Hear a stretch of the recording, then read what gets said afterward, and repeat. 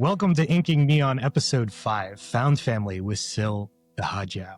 I am Colin and I have with me my co-host Stuart Tanner.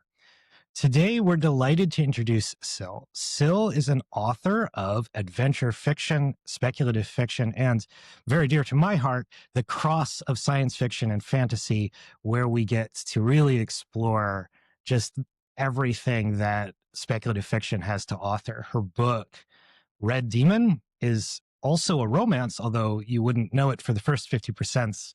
The romance really kicks off in the second half. The book has just so much warmth, in addition to being an adventure fiction with a pretty solid, hard, I guess I would call it hard fantasy, because it's like the fantasy elements are all there, but they're built on a science fiction grounding. It's a pretty cool book and an excellent read if you're into gritty, spicy adventure fantasy. So welcome, Sill. It's great to be here, Colin. Stuart. We're going to start off, we're going to be talking today about the theme of found family, which I'm excited about because I have long struggled with getting warmth into my stories.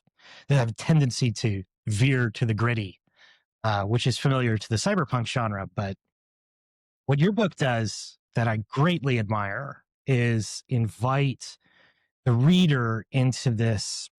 It takes a little while to get there, but it's earned. This community of people who care for each other and protect each other. And that warmth really, it builds the scaffold to make the adventure so much more meaningful. I thought we'd start with a reading, but I'm excited to talk about found family because the techniques that you use to do that, of alternating the adventure with the community, with the, I don't know how to describe it except as a deep sense of warmth in these scenes between the found family characters. And I've got a set of questions for you about that because I'd love to help develop those themes across my work and the works of our readers as well. Yeah, I mean, I'm thinking in your book of Mama. There's warmth there. Was. Also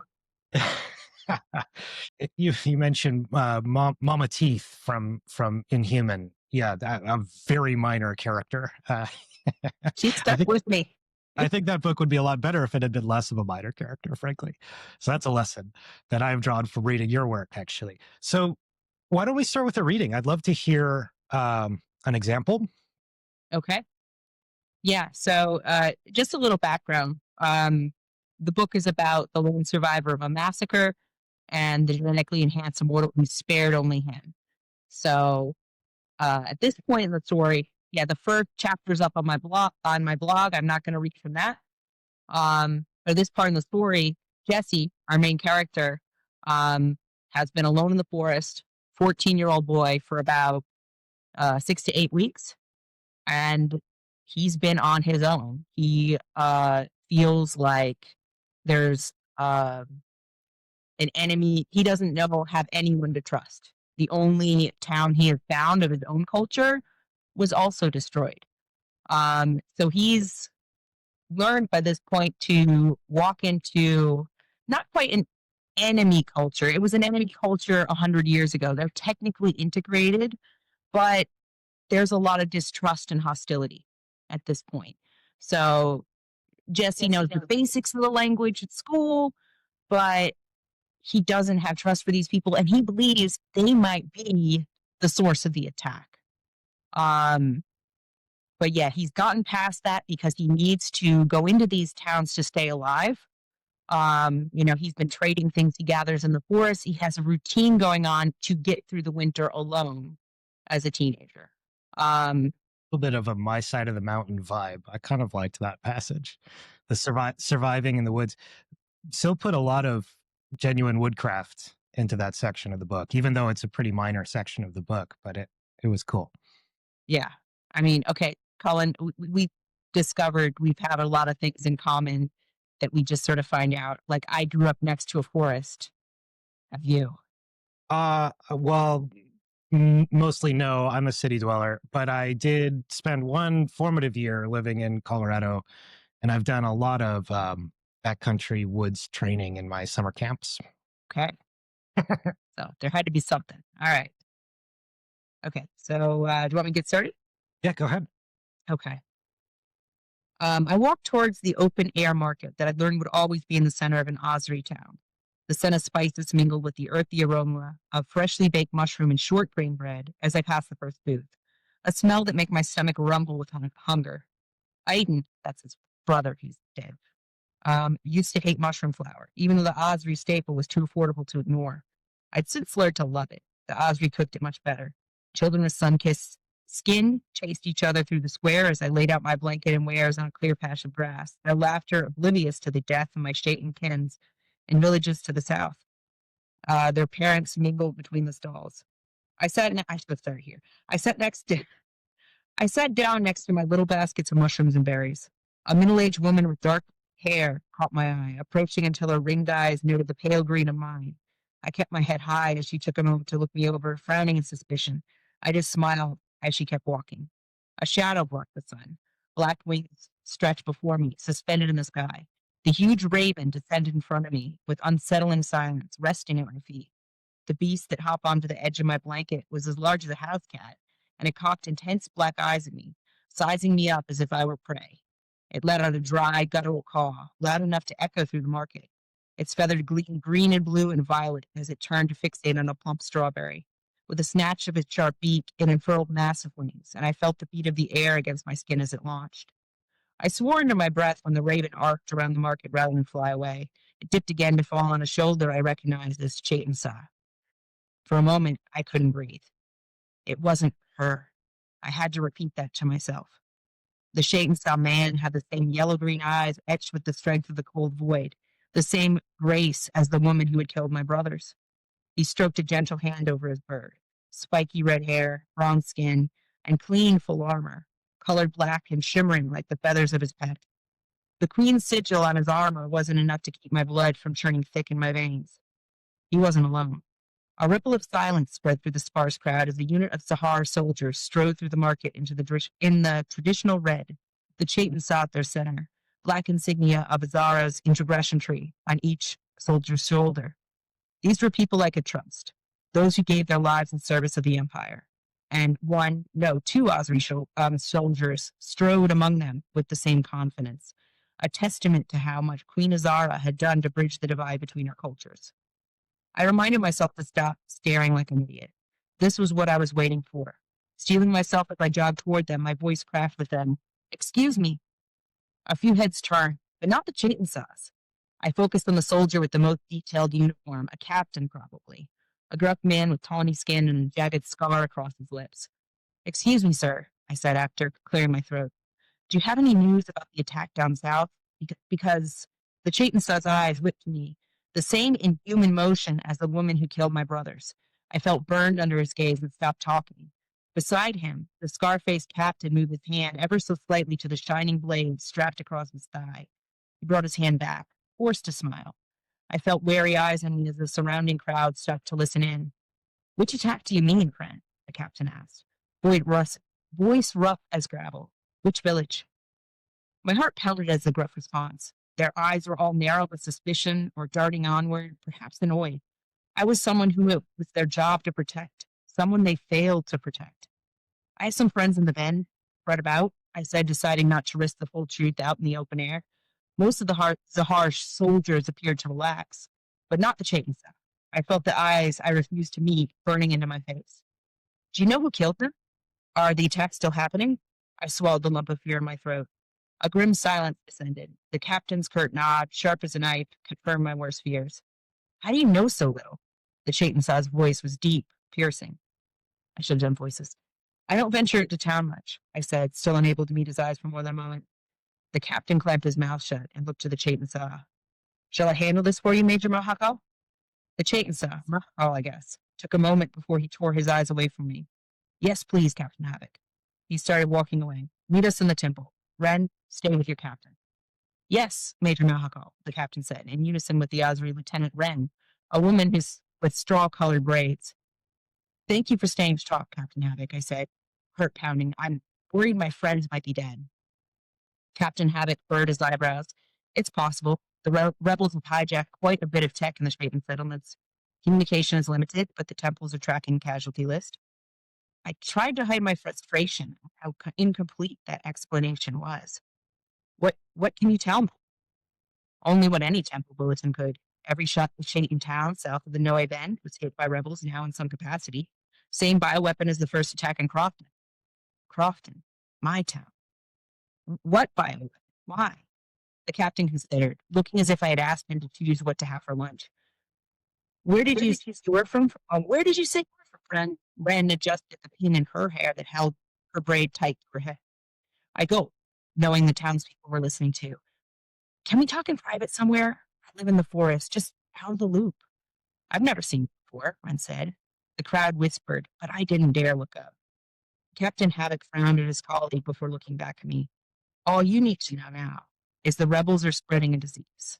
In most cases, the virus kills in seconds or minutes, but some infected can take up to a couple weeks, spreading disease all the while. The Bend is now in full quarantine, and we're about to start evacuation of the Osri towns too, one by one. Keep yourself above the Bend. Make sure the temples inspect and license any tech you own, and tell anyone else out of the loop the same.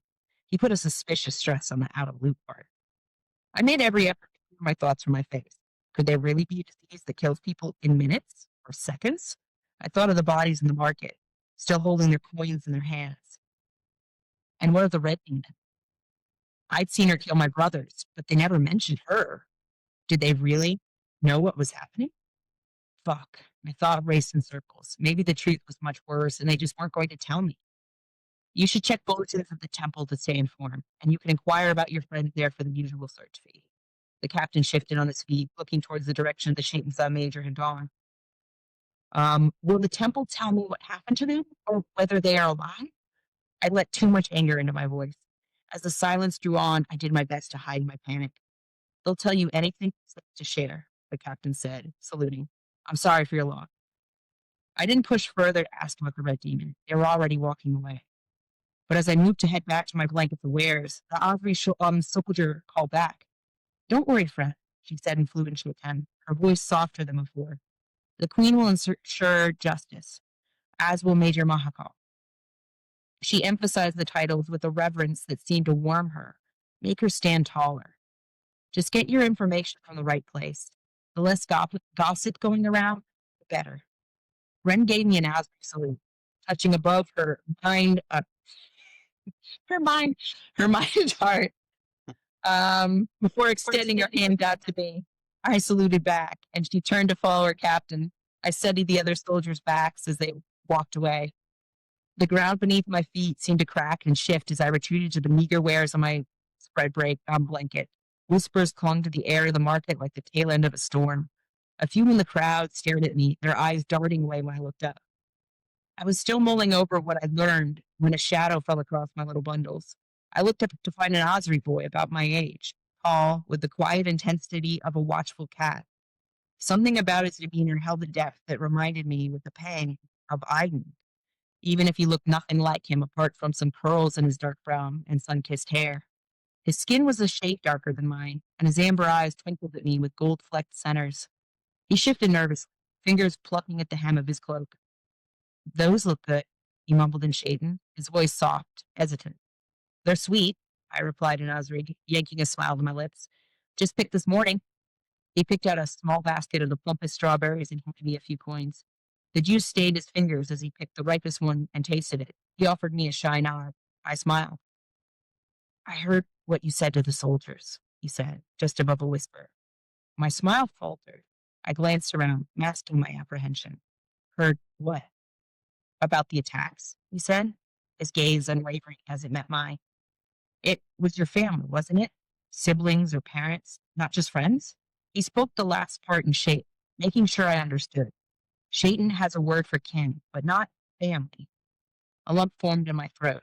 I nodded, unable to find my voice. He took a step closer. I'm sorry, he said, the words imbued with a sincerity that resonated deep within me, for everything that's happening. I swallowed, the ache in my chest, a dull throb. It's not like it's your fault, I said, surprised by the tremor in my voice. I pinched my eyes tight, trying to get a hold of myself. This boy was a stranger, not a friend. I miss friends. He waited until I met his gaze again, his amber eyes holding me steady. No, but I still, I want to end it rather than sit by and wait. The soldiers don't tell us much, but they're right about it being contained at the end. You'll be safe if you stay here, near the coast.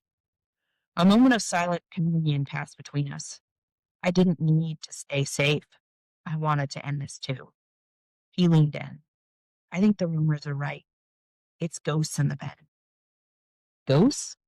He said it again, and Shay Chen this time, just like in the ghost war.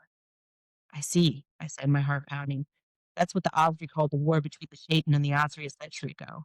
I'd heard plenty of things about ghosts, all exaggerated, glorified, and not something I could act on. Things that belonged either in the past or in stories for children. But I knew the Shaitan destroyed an Osri town earlier in the war, something that harnessed reincarnation, allowing the Osri to be reborn as immortal Atika. A horde of Osri, their minds crazed and shattered, killed swathes of people the world over, mostly Osri, since they were more to begin with. I'm Asher. What's your name? A smile played on his lips. Jesse? The name tasted foreign on my tongue after weeks of disuse. He'd been the first to ask. Asher nodded, tucked the berries inside his cloak. Your Osri is pretty good, you know.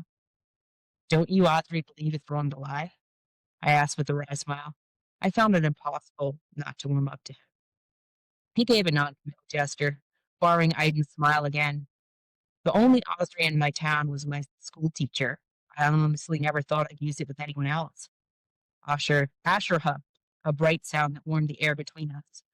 I enjoyed learning straight, he admitted, using my language. True, there are no words for so many things I want to say, but sometimes they have words at J10 for things we don't have. Both our worlds get bigger, you know? I raised an eyebrow. Yeah? Asher shrugged, his grin turning mischievous. Yeah, we're stronger now, right? His eyes widened before he looked away. Until the recent violence, anyways. I smiled at his blush. Before I could reply, a booming voice interrupted their conversation. Ash, let's go. A burly Osprey man stood at the edge of the market, black-bearded, with flecks of white in his tied-back hair. He looked at me and crossed muscular arms over his maze-designed robe, frowning. That's my dad. I have to go, Asher mumbled. But don't tell anyone you came from the Bend. The soldiers will quarantine you to a refugee camp if they find out. I frowned, trying to understand. Asher's father called his name again. How did you know I came from the Bend? It's my Don, he said. But I didn't know that word. Maybe we can talk again sometime, if you come back? Maybe. A flicker of hope sparked in my chest, but that hope faltered when I glanced at Asher's father and his deepening scowl. Asher scampered off toward his father, then turned and saluted, as if he knew. I watched him the whole way. I knew the curious warmth he left me with, the feeling that I wasn't entirely alone. All right. Was that Great. too long of No, spot on. Very good. It's always a pleasure to hear an author read their work in their own voice. Where we've just heard chapter 4, or what chapter was that? That wasn't chapter 4. Chapter 4 is the David Lynch stuff. Chapter 6 from Red Demon.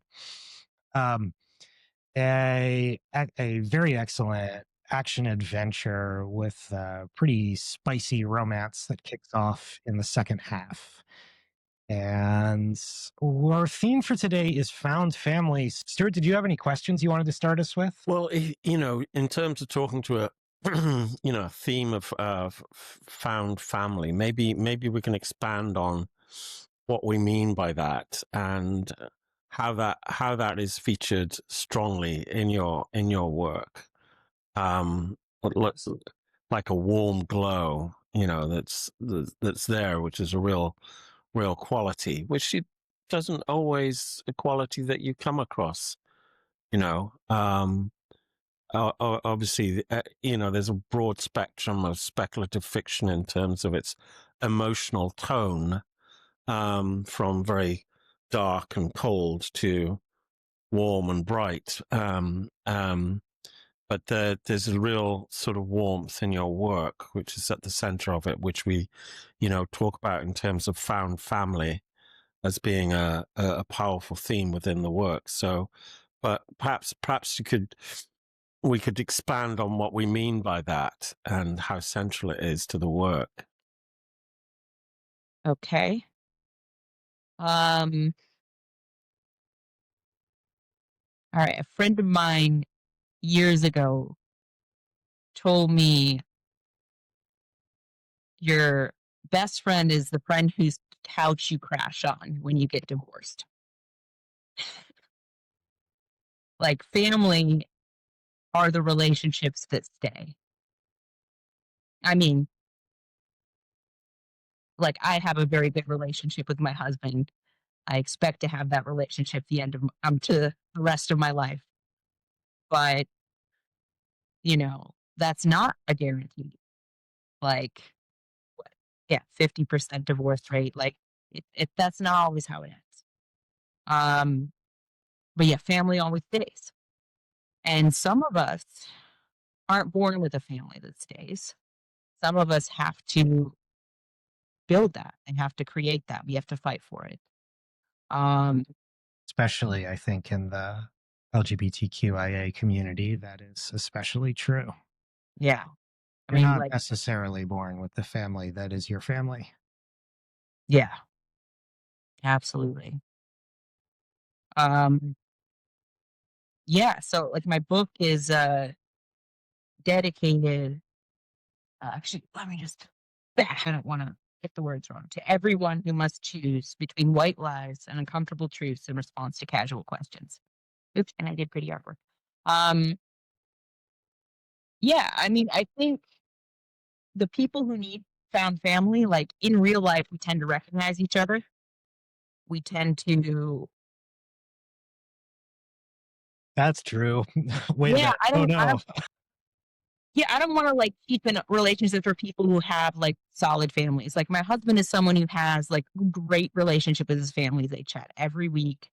They do a Zoom call. They're about to show up for a few weeks tomorrow. They're delightful people. But because he has that foundation, like he doesn't need as much out of his friendships as I do.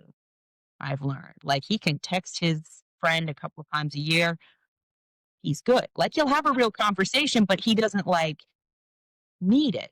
Like there's times that I like need that depth with other people. And I'm sure like you've experienced the same. So I write books for those people. It's gonna show up. What was that dedication again? It was for everyone who's had to choose between white lies and the truth when asked casual questions. Is that it? Yeah, to everyone who must choose between white lies and uncomfortable truths in response to casual questions. Like, yeah, when somebody asks, "What are you doing this weekend?" and you can't talk about it, or "How was your Christmas? How was your Thanksgiving?" What are you doing? Yeah. Um, Yeah, that yeah, like hits. there's so many times where like what's nothing to other people, where they can feel like they're being real with each other. I can't be real. I either have to lie or simplify. Mm. We're emphasizing the found family aspect in Red Demon. It is an adventure novel. It starts with a massacre. It continues with lots of kung fu. It is an adventure novel. We're sort of Not focusing on, literal kung fu. well, yeah, not literal kung fu, but lots of punching and kicking and stabbing, Yeah, and screaming and so on. There's some which is actually a some there's some martial art. Yeah. pretty solid fight scenes in there actually. Uh, when Jesse finally catches up to the Red Demon, there's a pretty excellent fight scene. And I say that because I have very high standards on fight scenes. I Yeah, that's actually the One of my pet peeves is I find that most authors struggle with fight scenes Yeah, we and did we have would a be better off podcast not on it. writing them. We yeah, actually did like a podcast on that Yeah. very subject. I For don't know if fight that's scene. the second or oldest chapter in the book, but there's 2 chapters that are like 20 years old. Because, like you, I started this a long time ago. Life got in the way. But yeah, I worked on that a lot. I visualized like every move as they came after each other. Yeah, and in that case, in your case, I think that really works. My advice to most independent authors who aren't martial artists is to imitate Terry Pratchett, who also was not a martial artist but wrote amazing fight scenes by getting into the vibe rather than trying to picture it. But in your case, you pulled it off. Those fight scenes are good. I do appreciate when I read fight scenes where the thought has gone into the mechanics. Yeah. And I can really understand the mechanics, and they make sense to me. Because they so often And I often can wrong. see it, and I can feel it. Yeah. You know, I really do appreciate that. Yeah. Yeah. I Yeah, I find start to especially glaze and fast forward if it's too big myself. Yeah. I think the TTRPG generation has, or maybe it's authors for whom writing fight scenes is photocopying other people's photocopies, right? Like you're trying to write a fight scene into your book, but your experience of fighting is watching movies. You're going to end up with fights that aren't, because written word is much more visceral. You feel written word in your body, whereas it's different from what you would see on a screen. Choreographing a fight in a movie is a dance exercise, and most of the things that look good in movies are not martial arts or even martial arts adjacent, really. Yeah. The extra. Yeah, they look cool, but they're not fighting. And in a book, they don't feel real. Whereas when you get it right in a book, you can feel it in your body, and it's all extremely mechanical, where inches matter and knowledge matters, and thinking through it blow by blow is the way to do it. But yeah, I detoured onto the fight scene topic, one of my favorites. I should, like, while we're on it, I should do a disclaimer here that I am not a martial artist. I tried to do martial. Okay, so eventful childhood, did not do martial arts, then was not allowed. I started in college, and at one point, like I did karate first. I tried a couple, but the sensei pulled me aside to ask if I was high because I have Not a good sign. dysgraphia. I left and right still confuse me as an adult. Like videos where the writing is flipped. Sometimes I feel like, oh, it takes me a while. So yeah, I did my best. It wasn't good. Well, But I lived through, one of my I am not a martial artist it's like presently, lived through them vicariously. but after 25 years semi-competitive, I would give my stamp of approval to Red Demon's fight choreography. I think it's generally very solid. I was curious about the use of crossbows.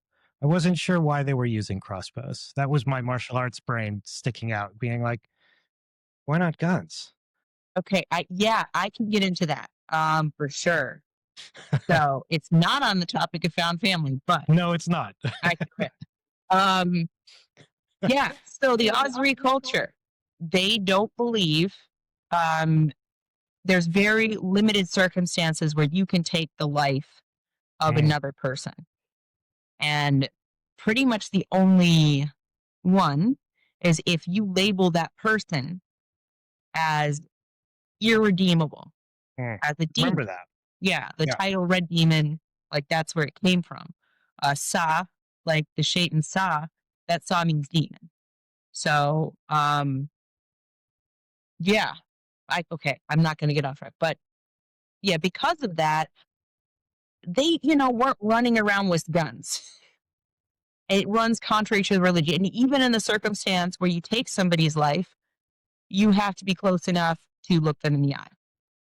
So I did a lot of math on my crossbows to see, all right, if you bioengineer the human eye, like within like standards that don't defy physics, and you have a crossbow, like where do those meet? Like how far away can Farhar be when she runs down a hill at one point and shoots a crossbow and gets somebody in the eye? Anyway, yeah, so that's why they have staffs, but they have, we'll say magic. They hate that word within the Osri culture, but That's one of my they favorite will things just in your say book. magic. They will say it's discipline. And it's mushrooms. I'm going to spoil mushrooms. You got to it. I bring think out the the mushrooms. mushrooms are so cool. Yeah, the mushrooms are very cool. I mean, I mean that is one of the features of the book. I think is the way you weave together some really interesting elements of, there's genetic engineering, there's mycelium and magic, and Mushroom magic. mushroom magic, That's so and cool. ghosts. The science fantasy element is something that you feel as though you're reveling in it. That's a wonderful kind of like combination of things to actually play with in the sandbox of the novel or build as a world, which I mean I found that a fascinating aspect of Red Demon, and kind of draws my interest in terms of the process of creating that. I mean, it feels like a lot of work to me to figure all that out and to create that so that it's it's a solid bedrock for the adventure and for the central kind of narrative and everything. Yeah, you really committed to the mushroom magic. Like, it's not just a bit. Like, you built a whole world and ecosystem and political system on this idea of a planetary scale interconnected organism that can commune with souls, but they're like hard science souls because it's actually the mushrooms. It's Yeah. cool. It's the sum of all their memories, including their emotional memories. Yeah. I have a background in neuroscience. I'm a PhD dropout who got a master's as a consolation prize, but I was studying memory, namely episodic memory, like the Wow. memories of our life. I can see how that is very much a theme of this book. Yeah. There's for those who have not read it yet, I would recommend. So that makes sense. I see now. So the built in, they always say, write what you know. That your best stories are going to come from the places where you have deep expertise. And one standout feature of Red Demon is it's a meditation on memory formation.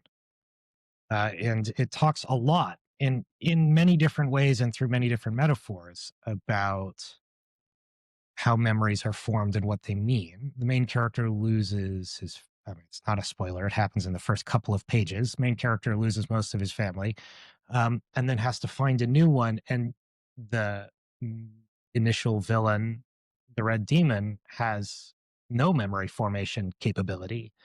And those Well, I two, wouldn't say that. I would say her emotional memory circuits are intact, that it's just her episodic memory that's affected. That she has a very specific type of dementia that we don't see in the real world, but is theoretically possible because the memory system that handles that is like deep in your brain. So in real life, for it to be damaged, you've probably been damaged on the way in. Um, you could have a very selective tumor, but yeah, it's pretty much theoretical. So her memories don't consolidate at night. They unravel when she sleeps. Results in this very, what I think earlier in the podcast called Lynchian sort of experience. When the book takes your point of view, it becomes very dreamlike and confusing, which I found quite compelling. I loved those chapters. Yeah, I tried to write the book from her point of view. At one point, I couldn't do it. Like, it's too hard to.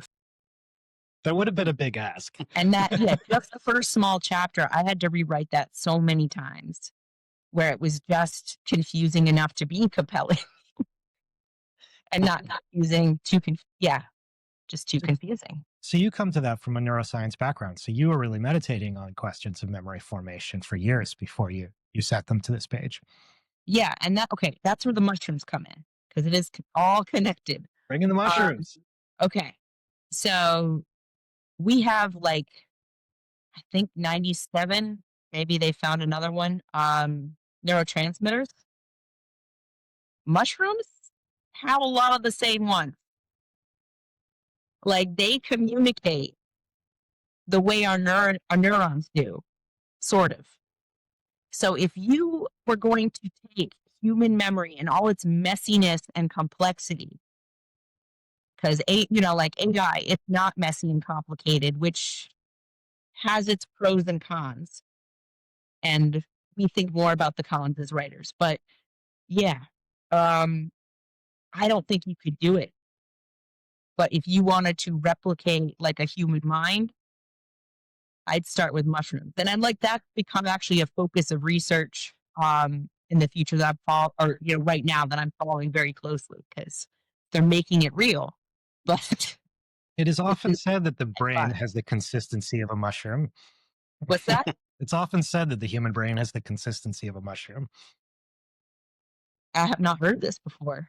Like, Well, you mean like because it's like if squishy? you touch a brain and Yeah. if you touch a brain, you will feel it. It feels like a mushroom. I would say it's a little squishier than that. There are some squishy mushrooms.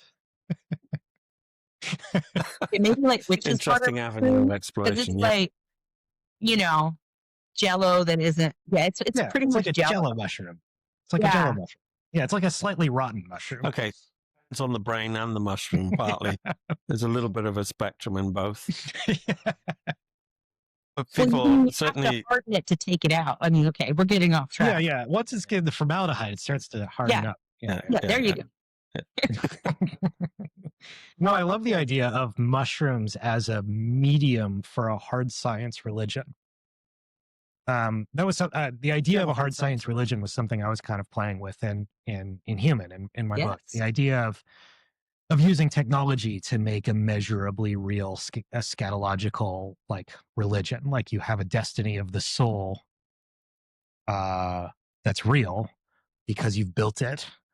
And your idea of doing it with mushrooms is just tickled me pink. I love that idea. Yeah, we neither. I mean, both and myself. We definitely play in the world of genetic engineering as well. The whole idea of the design of the human being and maybe the redesign of the human being and where that's all going to go and what you can do with that. And it does expand out into ideas of replication of maybe memory in the human mind. And it's a much more plausible fiction than the traditional cyberpunk. Like in traditional cyberpunk, we're hacking off pieces of our bodies and replacing them with electronics, which I no longer find to be all that plausible. I mean, maybe it's possible, but it's not desirable. I mean, who wants to be 3 days past the end of the warranty on their heart, right? If you're gonna do this, you probably want to do it from a biological angle. And Red Demon book explores that pretty thoroughly. Everyone in that world is genetically modified, right? Yeah. I mean, we live in that reality now, just the beginning of that reality, where since CRISPR technology, evolution's a choice. It might not be an ethical choice yet. It may not be available to everyone choice yet. Yeah. But it's there. Or, I mean, like there's, the people in Florida just like injecting things into their arm to see what happens, but, or into fight dogs to see what happens. But or taking mushrooms. Something I'm going to, don't do this. Or eating mushrooms, yeah. And seeing where that can go. That's been happening for millennia. We've always had that relationship with mushrooms.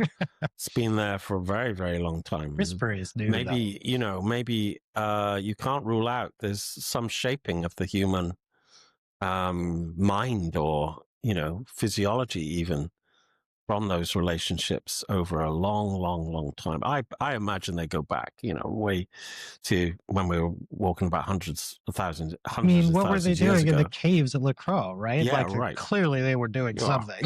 Yeah. Well, okay, not just the hallucinogenic ones. Like say Otzi, the Iceman. Like he was found with 2 types of mushroom on him that are medicinal. And there's types of mushroom that you can use to start a fire. Like, they're hella useful. It's technological and it's biological, but it's also metaphorical in a way, isn't it? I mean, it is a great metaphor for, a great power in nature that is like a network, a mycelia that is like reaches out and is interconnected, and you know, we don't think of it as being conscious, but then you know it must, there's a field effect from that and everything, and maybe there's a lot more to learn there. So it's definitely very interesting in Yeah, that they are respect. thinking mushy thoughts.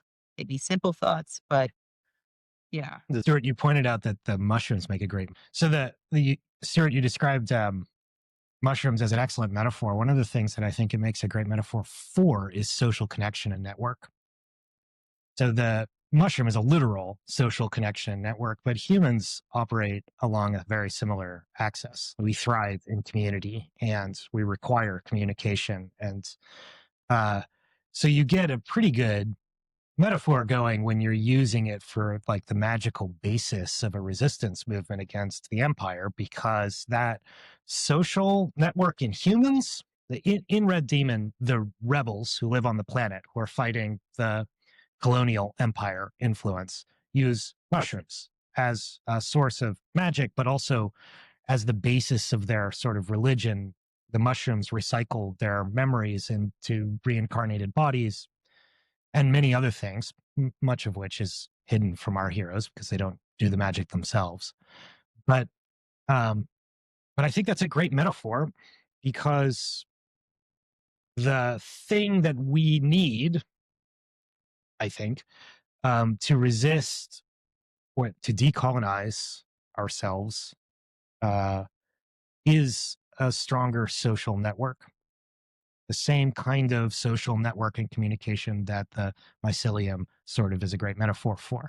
We need to build stronger personal connections. We need to speak speak like mushrooms and build on each other. I think it's a great metaphor. Yeah, a Anyway, social network, not a social You network. need to live Yeah. like mushrooms. like a real social network, like an actual social network. Yeah, like a real one. Yeah, Community. Not a exactly. How about the word community? There we go. Yeah, there you Yeah. go. Or colony, even, but not like a decolonial colony, like a mushroom colony, not like a colonial colony. But it has to be at. It also has to be at scale, isn't it? I mean, Yes. that's the interesting thing. It's going from, you know, like historically, you can have small community. Then you have, you know, the explosion of civil, you know, modern world and cities and everything. Nations get created, nation states, identities are associated with that, and my personal view is there's no future for humanity in that. In ever increasing scale of community, is that what you Yeah, mean? I mean, you know, that we have the technology that now, where you know, you atomic age, biotechnology, automation, robotics. You know, in it's only just beginning, really, and in combination, they are so mightily powerful that the archaic sort of like nation state, the separateness of different pockets of humanity. I mean, that cannot remain. You know, that's another reason why I love the mycelia, the metaphor for the connection. I think that's why it comes up in a number of different science fiction stories as well. Actually, Yeah, is that you know, instinctively at a deep level, we know that we need to move to something that is much more profound, interconnected community that stretches across the globe, that connects every group. and And I that think becomes that's happening more and more. Like that, we feel like we have a global culture, not just a local community or a country. Like it's yeah, science fantasy. Like I, you know, when I run ads, I get more people clicking on it in other countries other than the US. Probably because of the queer thing. I don't know. But yeah, like online, like half my readers are outside of my own country. Surprising. Yeah. That's unusual, I think, from Mhm.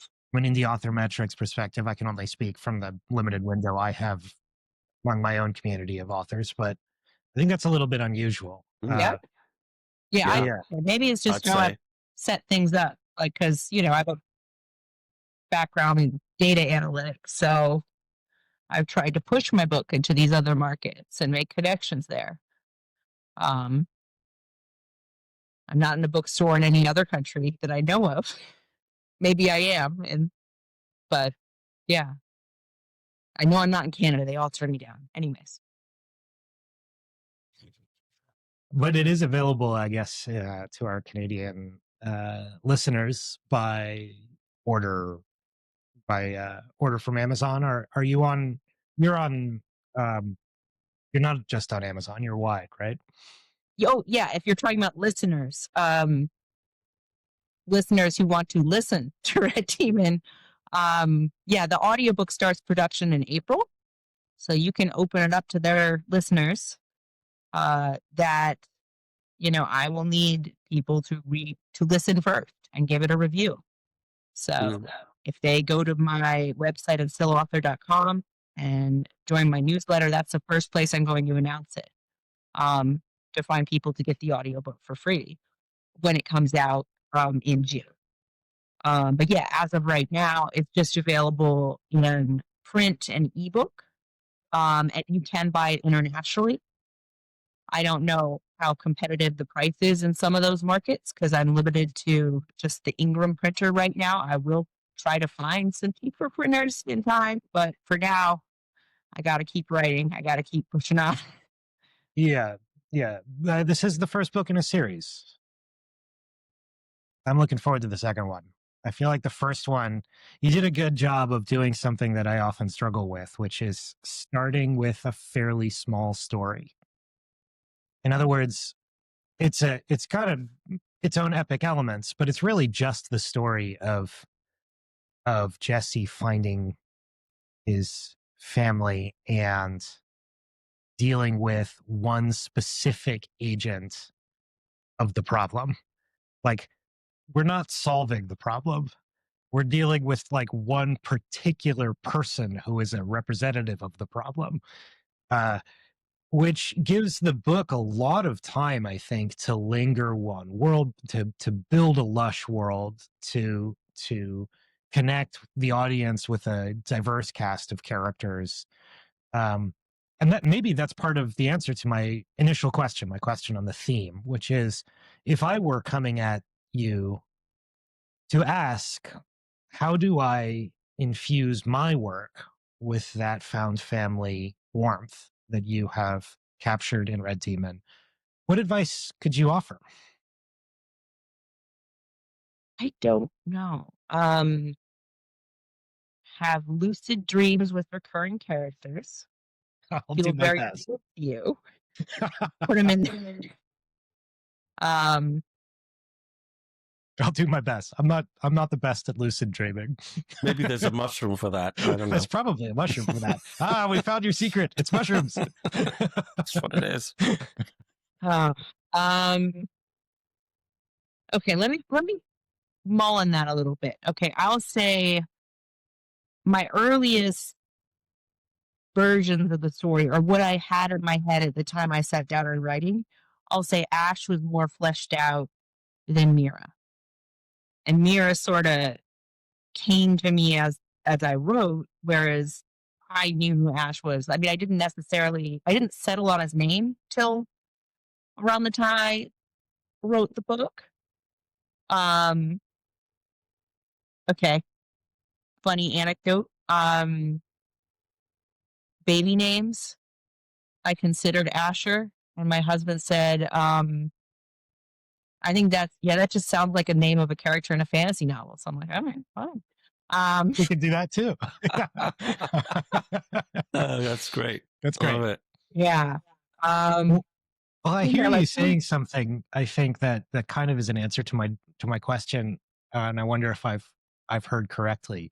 You seem to be saying write characters that you want to spend time with. yeah, I feel like good character building, they need to be dynamic. I feel every character has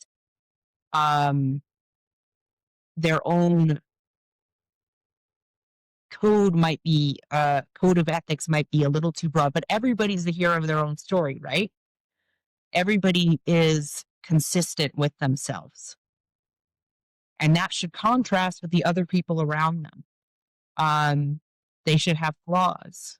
They should have strengths. If they don't have flaws, preferably deep flaws for me. Like, I love a good flawed character who is trying to do the right thing, but is also a terrible person in other ways. um, yeah.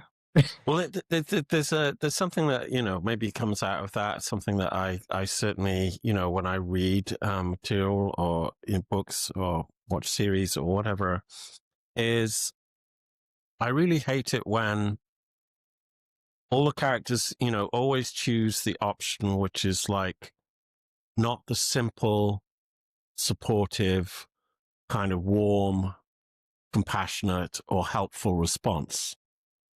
That That tendency to over Yeah. snark instead of being warm. over snark, Right.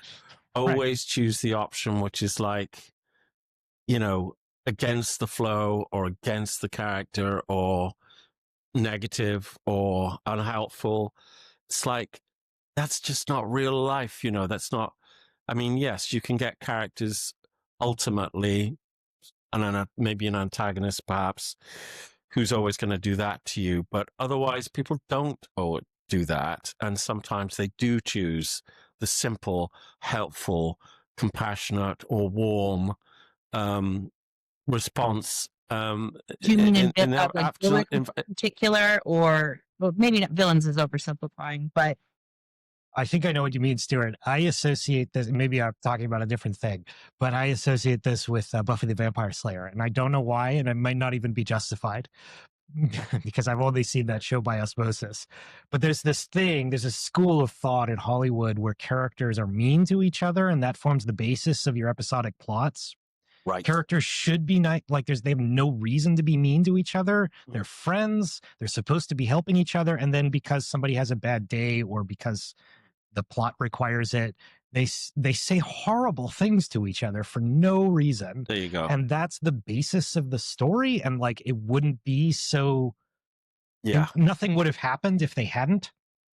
I particularly dislike it when it is used unnecessary as a plot snark point. Yeah. So we were talking about the same thing. Yeah, we were. Yeah. Yeah. There's a place for, of course, for people to try and fail to be kind. But I do feel like, especially in the late '90s and early aughts, it became a real fad in television to have episodic television over rely on people just kind of being mean. When in reality, people aren't mean usually, with the exception of people who've habituated abuse, the bullies of the world. Yeah. So but normally, like nice people who are your friends are not going to be normally. I don't know. yeah. Yeah, I particularly, I don't want that to be the emphasis of the issue, right? Well, in terms of the plot and what they're facing and the challenges and all the rest of it, then that to me is noise sometimes. As opposed to the substance of a serious problem that needs to be solved. Yeah. Right? Whereas if you actually have beautiful, kind of strong and developed relationships, those are the things that are tested in the world that they're in, and that in terms of found family as well, so that there's room for finding family, there's room for finding really good people, and that's okay. It doesn't spoil the drama, it doesn't detract from the world because there's good in it, or because there's some warmth and genuine kind of like depth to the relationships in that respect, that don't fall apart the first kind of sign of trouble or whatever. So I really do like that, I have to say. I really appreciate that. Yeah. Yeah, and I think it becomes more topical as more of our communication shifts online. Like, all the, I'm an old millennial. But yeah, Gen Z, they have less of the face to face. They have fewer opportunities where you have to resolve conflict, you can just block and move on. You can leave things be unsaid. You can not confront an issue. So the skills aren't necessarily developed across the board for that generation. Um, so yeah, I think if I was growing up in that environment, I would want to read more about, like, okay, so everybody reads for their own reason, right? But I feel I'm reading the things that I don't have in my life right now. Like if I'm doing something repetitive, I want something that makes me think.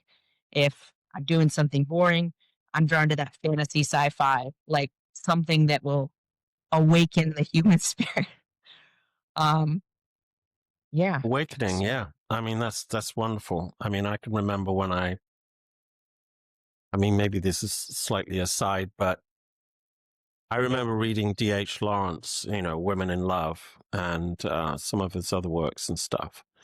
And, one of the really powerful features of it is these adult characters who have a really developed and deep understanding of each other, and they build these powerful relationships in the world that they inhabit, and they're so beautifully described with such fineness of feeling and power in the prose and stuff. And I mention that because in terms of you using the word awakening, for me that wasn't just a story, it was a demonstration of such things existing. That is true for me as well, coming to speculative fiction to discover not just, what adventures, but from the earliest days, kids are having adventures and imagining them. What reading for what you are missing in your life, that's a really it's home for me. Yeah. And found family is a big factor. Uh, Reading becomes, I mean, my family is very warm and I have a vast and very strong family network, blessed that way.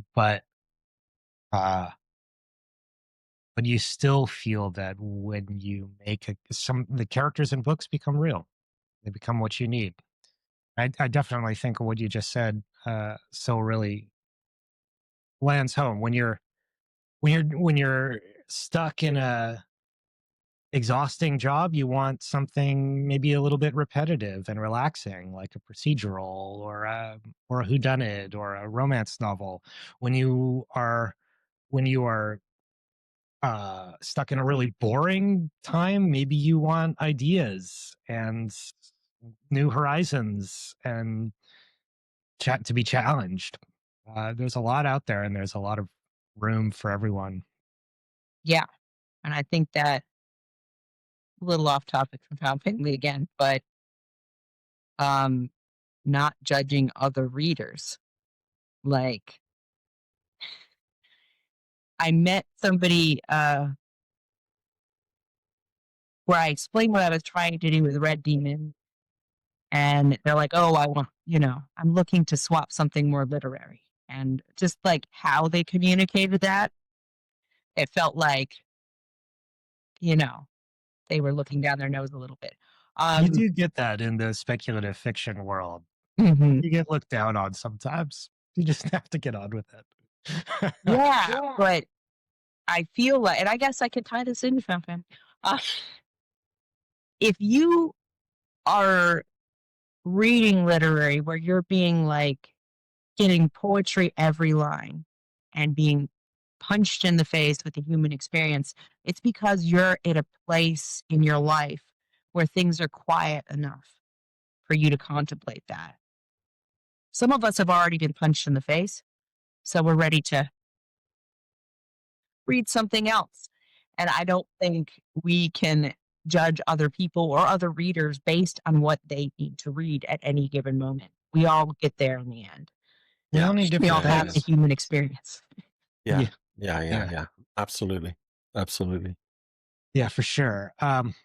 So we're getting to the end of our hour, and I guess now is the time when we might try to tie together our meandering conversation into some kind of a point. Um, always the biggest challenge of the hour.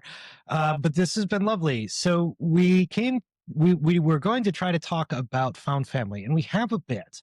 We've talked about the characteristic of warmth in in a book and how that inviting inviting your readers into an experience of warmth makes an excellent framework for adventure because something becomes at stake.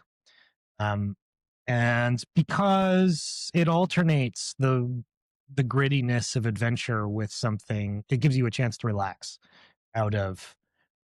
You can't be high octane the whole time; it's exhausting. Um, so I feel like Red Demon does a particularly good job of finding a rhythm between the grittiness and the warmth. Um, to really build the stakes of the story, which I said earlier is relatively small, only because it's like one county's experience in an interplanetary empire. It's not small in terms of the stakes. It's small in terms of like we're dealing with a tiny piece of a very large situation, but it does a really good job of inviting the reader in. I hope that our listeners will pick up a copy and enjoy Red Demon by Sill Bihagia. Bihagia? I keep saying it wrong. Yeah, It's a you had hard it right. G. I had it right. Okay. Well, one of these days I'll get it right. Um, and should can we extract our meandering conversation back down to a couple of takeaway points? What would we advise? Mushrooms are great. Yeah. Um, Right from what you know, Sill has done an excellent job of weaving in knowledge of memory formation and Well, yeah, I'd say that was a key point here as well. I mean, the uniqueness of the author in terms of their things that they bring together and explore in the work, um, whilst also kind of having a compelling group of characters, main characters, plot, story, you know, sufficient drive and all the rest of it. But it's a very, very interesting landscape with some powerful underpinning in terms of its ideas that are being explored as well. So, that's a hell of a package, yeah. and that's definitely going to leave an impression on you for sure, no question. And Red Demon has that. Right. Yeah. Um, and one final thought I said, because yeah, you say you're listening. I mean, you have a lot of writers as listeners. Um, one thing I don't find as often when people say found family and that's listed in their tropes is like a non, how do I frame this? Like, all right, romantic partners. There is one role that they fit that's defined. Found family can be any shape. Like, especially, yeah, when it's found. Like, those of us who have built a found family, like, there's nothing necessarily missing in your life. You don't look out and say, okay, this person's going to be my mom or, whatever. It doesn't work like that. But when you meet somebody, you feel like your family and you just become that way. Um, and nobody can replace them when they're gone. I think that's a So, really key observation. So, found family tropes are often listed on books where the only thing they found was a romantic partner. or, it's a best friend, but not necessarily quite the same. I don't Right. know. I think that the truest characteristic of the found family is that it comes in shapes outside of what you expect. That found family is found. It's like found poetry and found art. It's in the world. It's the shape of whatever you discover, and it fits you, and it matters to you, and it sticks with you. But Yeah. it's not going to fit into the shape of the standard issue like family structure. And We are not a mother and father and two children in a found family environment, almost ever. It's going to be like you and your troll and two goblins and, and a mushroom that you found by the roadside, right? Like it's found family comes in it too many shapes to quantify. Yeah. We are. and it's very enduring as well. I think, you Yeah. know, time and space don't necessarily, get in the way as much as they might with found family. It's a very enduring relationships. Yeah. Yeah. And something I hope to play with in the future is just some weird shapes. Yeah. People who are very different people, but who appreciate each other for who they are. Yeah. Yeah. I see that in your work. I have not read you yet, Stuart, but I definitely see that in your work, Colin, as well. Mama Like, T. Mama T is a pretty good example of that. well, yeah. Like, I don't think I've ever read a book where I'm like, oh man, I wish that main character would get with that homeless person who needs to get there. You know, it brought me to some weird places. Yeah. And I loved it. That's great. All right. Well, we will wrap up here. It's been a fantastic hour chatting with Sill Bihagia, and Yeah. we're excited. I hope you will pick up a copy of Red Demon wherever you buy your books or your ebooks. And this is kind of our holiday episode. So may you find your family this holiday season, whatever shape they may be. Beautiful. Absolutely. Yeah. Cheers, Thanks and for having me on, Colin and Stuart. This is That was great. yeah. Loved it. That was fantastic. Loved the conversation. It was really good. Really cheers, did. everybody.